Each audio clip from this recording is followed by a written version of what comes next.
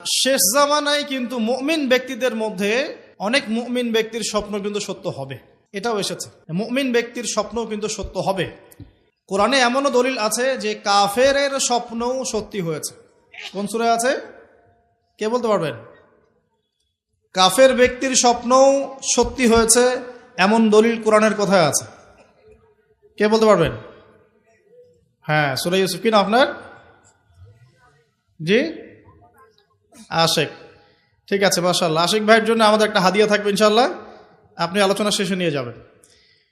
তো ইউসুফ আলাইহিস সালামের যে ঘটনা সূরা ইউসুফ, সেখানে আছে যে অমুসলিম দুজন ব্যক্তির স্বপ্ন সত্য হয়েছে, হয় নাই? একজন এসে বলেছেন আমার মাথায় রুটি খেয়ে নিচ্ছে পাখি। আরেকজন বলেছে আমার হাতে ছিল শরাব, এই শরাব আমি পান করাচ্ছি রাজাকে, বাদশাকে। ইউসুফ আলাইহিস সালাম বললেন যে পান করাচ্ছে বাদশাকে সে নাজাত পেয়ে যাবে জেল থেকে, আর যার মাথা থেকে রুটি খাওয়া হচ্ছে তাকে শুলদণ্ড দেওয়া হবে। ঘটনা সত্য ছিল তো? আচ্ছা, এখানে এই দুই ব্যক্তি কিন্তু মুসলিম নন, তারা কিন্তু অমুসলিম। তো যেটা বলছিলাম যে আল্লাহর পক্ষ থেকে মুমিন ব্যক্তিকে সত্য স্বপ্ন দেখানো হতে পারে শেষ জামানায়, বেশি বেশি হতে পারে। তাই যখন ভালো কোনো স্বপ্ন দেখবেন শুকরিয়া আদায় করবেন আল্লাহর কাছে। আর যদি খারাপ কোনো স্বপ্ন দেখেন তাহলে কাউকে বলতে যাবেন না। খারাপ স্বপ্ন দেখলে কাউকে বলতে যাবেন না, বরং 2 রাকাত নামাজ পড়ে আল্লাহর কাছে আশ্রয় চাইবেন। আল্লাহ, আমি এই খারাপ স্বপ্ন দেখেছি, এর থেকে তোমার কাছে আমি আশ্রয় প্রার্থনা করছি। পবিত্র কোরআনুল কারীমে সূরা আলে ইমরান এর 19 নম্বর আয়াতে আল্লাহ পাক বলছেন, বা'দা আউযু বিল্লাহি মিনাশ শাইতানির রাজীম, ইন্না দীনা ইনদাল্লাহিল ইসলাম।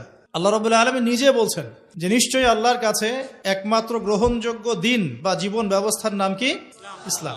ইসলাম শব্দের অর্থ কি? আমরা বলি শান্তি। সত্যিকার অর্থে ইসলাম শব্দের অর্থ হচ্ছে আত্মসমর্পণ করা। কি করা? আত্মসমর্পণ করা। যে ব্যক্তি আত্মসমর্পণ করে, যে ব্যক্তি ইসলাম পরিপূর্ণরূপে পালন করে, তাকে আমরা বলি মুসলিম।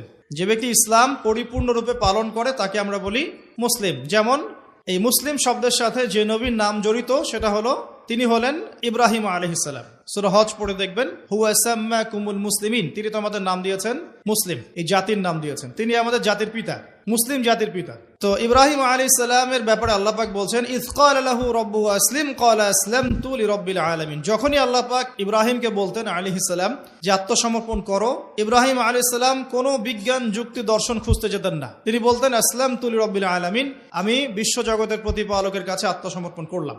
উদাহরণ দিচ্ছি, আল্লাহ রাব্বুল আলামিন ইব্রাহিম আলাইহিস সালামকে বলেছিলেন স্ত্রী এবং সন্তানকে জনমানব শূন্য কাবা ঘরের পাশে রেখে আসতে। ঠিক আছে, জানি তো আমরা। ইব্রাহিম আলাইহিস সালাম জানতেন সেখানে কোনো মানুষ নেই, কোনো পানি নেই, কোনো প্রাণীও নেই, না খাবার আছে, না পানি আছে, না কোনো প্রাণী আছে। এরপরেও তিনি স্ত্রী এবং সন্তানকে সেখানে রেখে আসলেন। আল্লাহ পাককে প্রশ্ন করলেন না কেন রেখে আসবো, এর পিছনে কারণ কি, যুক্তি কি, দর্শন কি, জিজ্ঞেস করেছেন? ইয ক্বালা লাহু রাব্বুহু আসলিম, যখনই আল্লাহ পাক বলেছেন আত্মসমর্পণ করো, মেনে নাও, তিনি বলেছেন আসলামতু, আমি মেনে নিলাম, লিরাব্বিল আলামিন। আল্লাহ রাব্বুল আলামিন তাকে বলেছেন যে তোমার সন্তান ছোট, হয়তো বয়স হবে 10, 12 বা 15 বছর। আল্লাহ পাক তাকে বলছেন সন্তানকে জবাই করতে হবে। কি করতে হবে? জবাই করতে হবে। তিনি চলে গেলেন, সন্তানকে বললেন, ইয়া বুনাই, হে আমার সন্তান, যার নাম ইসমাঈল আলাইহিস সালাম, ইন্নী আরা ফিল মানামি আন্নী আযবাহুক, আমি আমার স্বপ্নে দেখেছি আমি তোমাকে জবাই করছি। কি করছি? জবাই করছি। আর নবীদের স্বপ্ন কিন্তু ওহী। নবীদের স্বপ্ন কি হয়? ওহী। ওহী মানে কি? আল্লাহর পক্ষ থেকে প্রত্যাদেশ, আল্লাহর পক্ষ থেকে মেসেজ। সবার স্বপ্ন কিন্তু ওহী নয়। নবীদের স্বপ্ন কি? ওহী।